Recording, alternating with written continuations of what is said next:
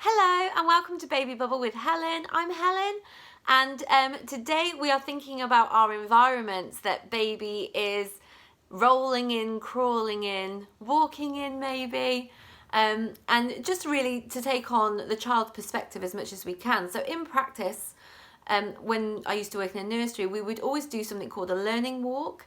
And the way that we would start our learning walk would be by getting down on our knees or squatting, just getting to child's height really. So to consider what your baby's at, do you need to lie on your back? What is it they see on the ceiling? What is it they see under the sofa? Those sorts of things where you think, goodness, if I had lied down here quicker, I could have done that. And then you'll notice where they definitely will be looking, and maybe you could put a black and white thing there. Maybe you need a scarf dangling from the ceiling somehow. And you can just think about how to create your environment to suit your child's perspective better. So there's a few ideas for our lying downers. Our crawlers, I think you definitely notice more. No wonder they're interested by sockets, because when you crawl around, sockets are normally more noticeable than anything else. Obviously, where you keep shoes, where you store certain things are probably more accessible. Thinking about the turny button at the bottom of the radiator. What is it they can see when they're crawling?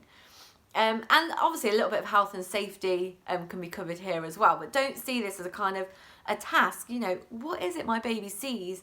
And maybe to get lower, you need to do more of a commando crawl to be the same height, exactly the same height that your baby is. And obviously if you can do this with them, they will laugh their heads off that you've made the journey down to the ground with them. And then also it's a really good way to appreciate how much their wrists and their upper arms are working, and give yourself a bit of a stretch afterwards and consider giving baby a bit of a massage maybe. And then when you're down at crawling level, it might be worth again having some sort of poster or image that you think they'd like. Are there things that could be attached to the walls for them to play with, so that they're not so interested in the plug socket or the turny thing? And if it's safe for them to play with those, don't worry about it. Let them do it. Pressing a switch is really exciting for about 2 seconds, but it's really exciting if someone's there saying, don't touch that, don't touch that, don't touch that, and getting a bit cross about it as well. So, if you can make it safe, let them carry on to explore the world that is, because that's the world they're going to grow up in. And then thinking about our cruisers. So what is it they're leaning on? What does it feel like to push against the sofa and move along?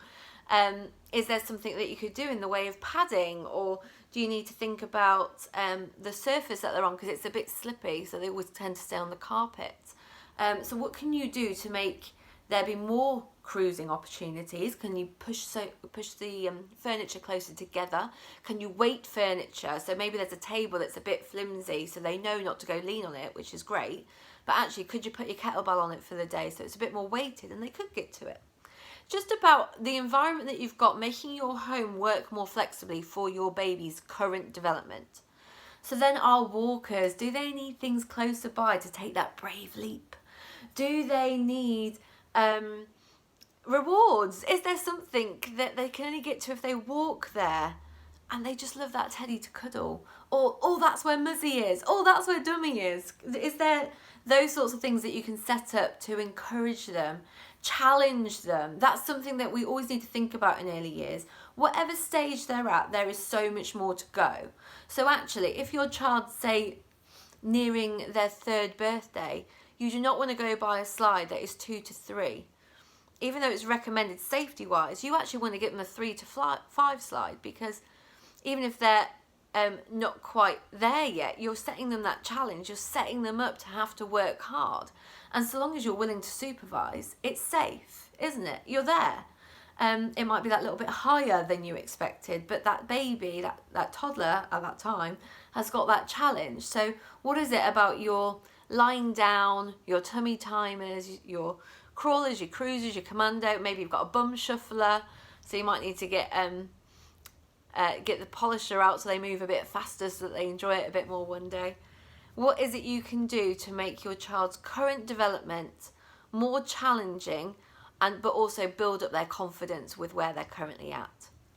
Okay, I hope this video has been useful. Enjoy being down on your knees and crawling around your house and seeing how much dirt and dust is under your sofa and how dirty your skirting boards are and things like that. but essentially making your home environment the best environment it can be for baby. Thanks everyone. Have a wonderful day.